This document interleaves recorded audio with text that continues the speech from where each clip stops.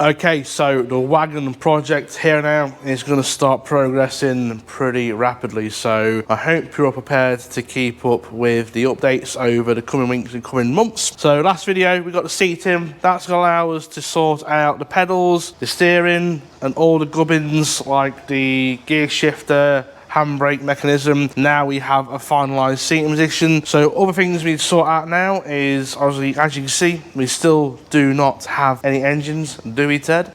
We got no engines, do we? Now, the blocks we have back, our K24 blocks, we've had some pretty trick machinery work done to them, and our cranks and cylinder heads are due back next week. Now, we're aiming for 800 horsepower with these fully built K24 engines, and to help us achieve that we need a pretty robust fuel system. We're going to be using some form of race fuel, E85 or equivalent, or maybe a home brew mix of what we're going to call moonshine juice, moonshine fuel. So we need a robust fuel system that's going to cope with the corrosive nature of race style fuels. Now, we could use the factory fuel tank, that's not a problem, but you will end up with fuel surge on corner and stuff as the fuel tank level starts to lower as the cars run in. The issue we had with the Micra is 45 litre tank, and unfortunately with the Micra, below 3/4 of tank, it would fuel surge on right hand corners. So we always had to carry 30 litres plus of fuel that we physically can't use. It's only there to prevent the fuel surge. So with the shuttle, I knew I didn't want the fuel system to be a hindrance. That's why in this video we're going to be installing a pretty trick fuel system. And here in the UK we're quite fortunate that it houses one of the market's leading manufacturers in fuel cells and fuel cell technology. So of course I've reached out to this company. I shared my vision, my dream of what I wanted the Wagon to be, and I was overjoyed when they said, Eden, we would like to be part of this journey. We're going to give you the best fuel system that ever exists in a Honda Civic Shuttle. And they said, would you like us to post it to you, or would you like to come down to our facility in Milton Keynes and have a tour? And I said, only if I could bring a camera and Russian. And they obliged, so of course we took a day off work. So we're here at ATL here in Milton Keynes, just a stone's throw away from the Red Bull F1 team, and yeah, we're here to pick up our new cell and containment. I do love a tour of a massive engineering facility, so let's get inside and go for a tour.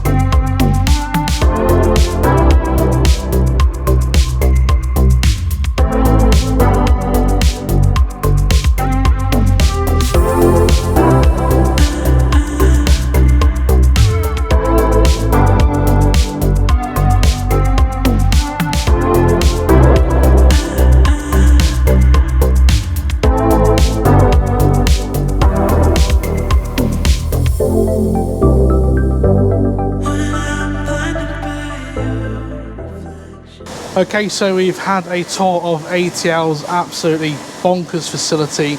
We've learned an incredible amount of information today about how fuel cells are made for all matters of vehicles, whether it be race cars, blimps, helicopters. Absolutely baffling to know that a fuel cell just isn't an aluminium box with a couple of pipes in it, or in this case a plastic tank. So obviously I want to thank ATL for having us out here today to tour the facility. Fortunately there's a lot of stuff that we can't show you today just because of the specific industries that ATL deal with here, such as like the F1 and the aerospace, the military, but it's honestly super cool to come down here and see how all that is manufactured here in Great Britain. So yeah, they provided us with a spanking new fuel cell and container for Wagon Attack. So yeah, we'll go through a little bit of an unboxing, or in this case an unbagging process, and then we'll show you what lovely goodies we've got here for the Wagon. And here we have it. We have got a 30 litre saver cell. We did have a bit of a choice of what size you wanted to go for. Didn't want to go for too small, didn't want to go for too big. So after lots of deliberating, we decided that 30 litre is going to be with the right capacity that we're going to need to do what we're going to do with the car. This should last a 20-minute session with some E85 fuel in there. Obviously with E85 you do use a bit more fuel, which is why I didn't want to go for 20 litre. The 40 litre would be a bit too much, I think. And then obviously we've got the compliant container box here. So then all we have to do is mount the box in the car and secure the box of the car, put the saver cell in the tank, and we're all compliant with regulations to do with the fuel system. So next we're going to be heading back to the workshop and we're going to be getting the grinder out, getting the welder out, and we're going to be getting this mounted in the car. So back to the workshop. And here we are back at HQ with our brand spanking new ATL fuel cell and container.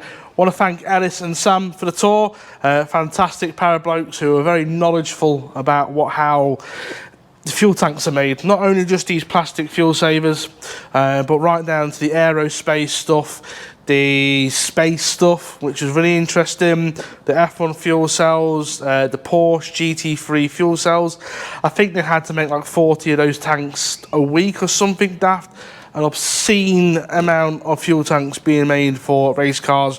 Again, industry's best fuel cell manufacturer. Now, there would have been some clips in the tour that we've just shown that I've either had to remove or blur. Obviously there's a lot of trade secrets going on that we were fortunate to get access to and see being made, which unfortunately we can't share with you, with the public. So hopefully you understand how that all works. So yes, we've got a fuel cell. Now it needs to go in the car. Let's cut, weld and make stuff.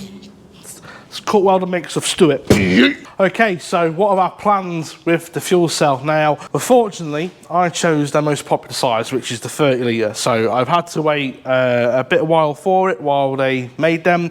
They were on a massive back order, so I appreciate they've done their best to get me a tank as soon as possible. But a bit like the driver's seat, you know, we can't finalise the pedals and the steering wheel until we've got a seating position in. So it's the same situation with the fuel cell, is I can't finalise stuff in the back. My plan is the rear bench area is where everything's going to be. So in the centre of the bench area, we're going to have our fuel cell. We're going to sink it into the floor, and then either side, one side will be a battery, one side will be the fire extinguisher. Now, issue we've got the Micra is that when it comes to scrutineering, fire extinguisher's not so bad, but I put it there before we put a passenger seat in, and that's just not practical to be there anymore. And then the battery is now tucked up behind the now passenger seat. So when it comes to scrutineering this car, absolute nightmare. So with the shuttle is by having 5 doors, is that when it comes to scrutineering and safety checks and maintenance, you simply open up the door and you've got access to your fire extinguisher or battery, and then you come over to the other side, and then again you've got access to your battery, fire extinguisher, but we've also got plenty of access to get in there to diagnose any sort of fuel system issues. And it's just going to make for a nicer experience overall. Now, the fuel cell has come with an aluminium container. Now, the way I understand it is that it's homologated to be within this container. So my plan is we're going to make a steel box which encases the lower 3/4 portion of the aluminium cell. And then using that steel box, we're then going to cut out the floor, and then we're going to sink that box into the floor. Hopefully that makes sense. And then we're still keeping our homologation by retaining the aluminium container. At least that's the way I understand it needs to work. So without further ado, we're going to start this video's first fabrication montage. Let's go.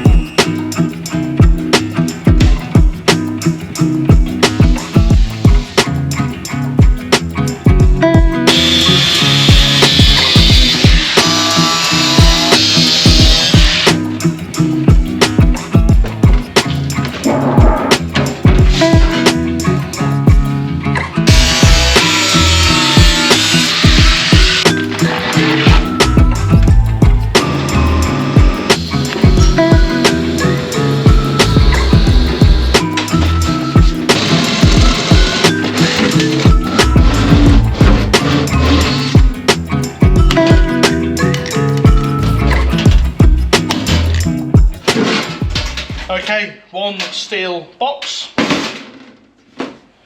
one aluminium container.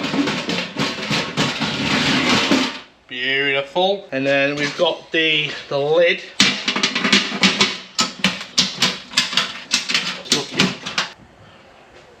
I'm happy with that. It almost looks seamless. Almost.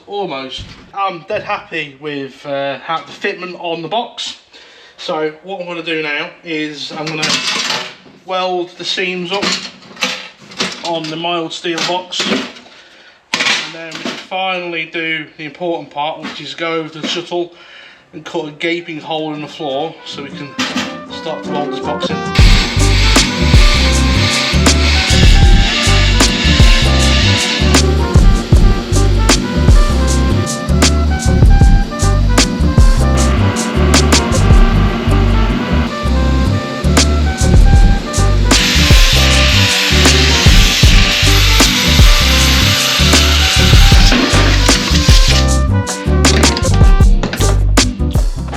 Okay, so I've got the steel containment box roughly where I want it in the middle bench, but already I can see a problem,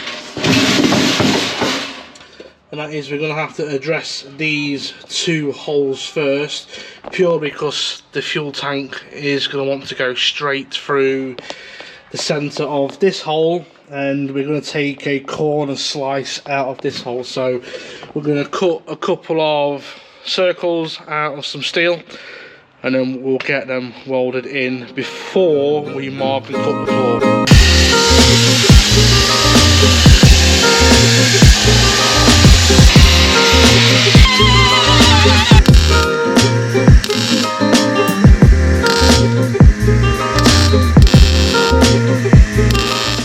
Okay, so that's those two holes plugged in the floor. Now them holes are filled, we can get our steel enclosure.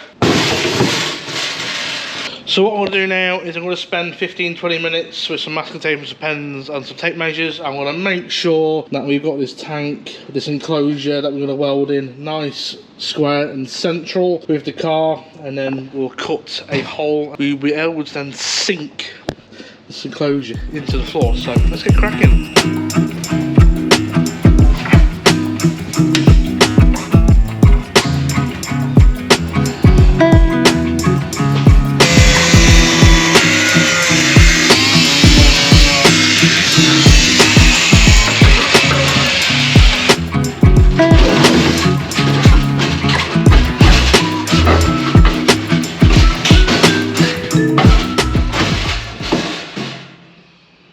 Spotty dog. Okay, so that's one big mammoth task done. Holes cut in the floor, and we've got the steel box sort of sunk in the floor at the moment. So what I need to do now is just go back around the tape measure, make sure we've got the box nice and square again. There are some gaps around the edge of the cell which are bigger than I would have liked, but unfortunately that's just the way the cookie crumbles. So I'm just going to send the car up in the air because we need to check prop shaft clearance. Okay, so now we are under the car, and I can see, so basically we need to weld the box in so it doesn't interfere with the prop shaft. So I think about there is about as good a place to start really, and this ensures that we've got enough room to get the prop shaft on the rear diff, which that looks about golden. I think, you know, as long as we don't come down any lower than the tunnel, so obviously the prop would come through here, I think we're going to be golden for clearance. So I'm happy with that. So I'm going to drop it down. I'm going to take some measurements from the top because that's where I've left the tape measure, and then we can begin the heinous task of starting to weld this into the chassis.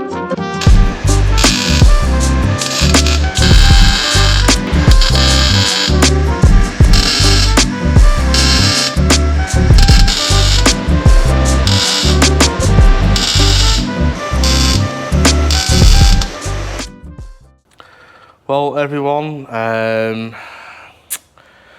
don't know how to say this, but I have massively fucked up here. And I wonder if you can spot the problem. Yeah, it's something I should have been aware of. Definite rookie mistake. I don't do a lot of thin metal steel work like this to have it hammered in my brain that this was going to happen, and it's happened. And yeah, the mild steel box has warped massively out of shape to the point where it's no longer usable. Now, no doubt during the welding montage, there's probably people in the comments telling me I was doing it wrong, it was going to warp. Well, I didn't hear your comments, I didn't hear your thoughts. So here we are with a fully welded steel box in the car that is warped massively out of shape. Hindsight, probably should have stitch welded it, but me being me, once I got in there with the welding torch, I just wanted to get it all welded in. So new plan is we're going to cut the top section of the box out of the car, the bit that's warped. Now the bit below the weld joint, because it's a box structure, it's not warped at all. So we're going to cut off the top section, and then we're going to grind it flush with the contours of the floor, and then we'll figure out how we're going to secure the fuel cell down once we got that done. So let's cut out a lot of the hard work that I've done and fix my absolute fuck up.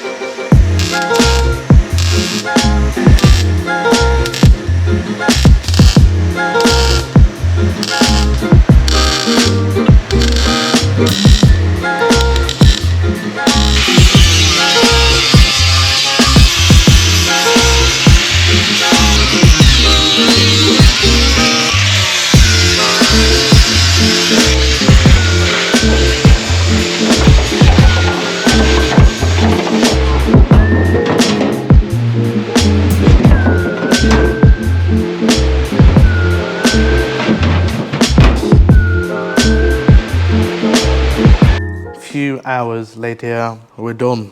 Got the enclosure all cut and ground down to the floor. There's some spots which aren't as pretty, but by the time we've got some paint on there and some seam sealer, it's gonna look absolutely mint. So we've literally got a few things to do in this video to complete this install, and that is we need to transfer the latches back to the aluminium container, and then we need to secure the tank to the floor. And I'm gonna do it the most easiest way possible. I'm gonna drill a hole in each corner of the aluminium container, and then I'll nut and bolt it through the new steel floor. Simple task. So let's crack on so we can finally close this video.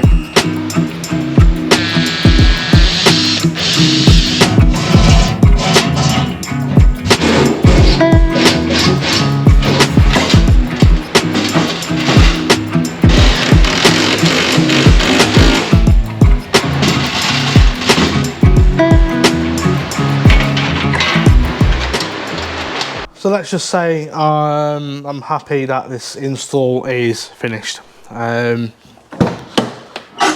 happy with the overall look. My personal opinion, I think it looks better with obviously the sheet metal work flushed with the floor. Obviously by the time I get some paint and some seam sealer on there, she's gonna look mint. Obviously I need to put some paint and some seam sealer on from underneath. I think what I might do is I might try and get an ATL sticker slightly smaller to go in between the latches to represent the boys at ATL. Obviously we've got a sticker there, so yeah, I might try and get another sticker on the other side and another sticker to go in the centre of here. But yeah, was it worth it to sink the tank in essentially 3 inches? I don't really know. I'm hoping yes. I think I covered it at the beginning of the video, but the reason I can't have it at the back here is because we're I'm building a new subframe. So all of this subframe structure will be here, and this is going to pave way for the massive diffuser we're going to have on the back. So that's why the fuel tank's got to go here. All I'm going to do to finish it off is I'm going to get some single-sided neoprene sheet to line the bottom of it, obviously to stop the cell rubbing on the nuts and bolts, etc. on the inside. I'm pretty happy with said install. Hope you are too. Do you think it was worth it? Do you think it was worth sinking it in the floor 3 inches? Should I have just made a box section structure and had it above the floor? What we saying? What you reckon? Give me your thoughts in the comments down below. Would have you installed it differently? Would you have installed it somewhere else that isn't here? Because I've explained why we can't fit it here. Tell me down below. How good was the Artec welder? Amazing. Full review to come on that, the new MIG welder soon. Absolute game changer, that new digital MIG welder. With that being said, I'm going to leave this video here because it's dragged on quite a bit since I've had to essentially redo the floor twice. I want to thank ATL for coming on board as a partner. I hate using the word sponsor, but yeah, I want to thank ATL for coming on board as a partner with the Wagon Attack build. We're going to be seeing some serious progress with this build over the next couple of weeks, so stay tuned for that. Make sure to like, comment, share, subscribe, all that jazz, because this is going to be an absolute animal when she's done, and I'm hoping to actually turn some laps in this before the year is over. So I'm excited. I'm dead excited. So yeah, that being said, thanks for watching, and we'll see you in the next video, which I think is going to be on the rear end, because I've seen a couple of suspect rusty holes that I need to sort. So with that being said, make sure to like, share, subscribe. Make sure to head down into the description and make sure you follow our boys at ATL. And yeah, we'll see you in the next video. Coming soon.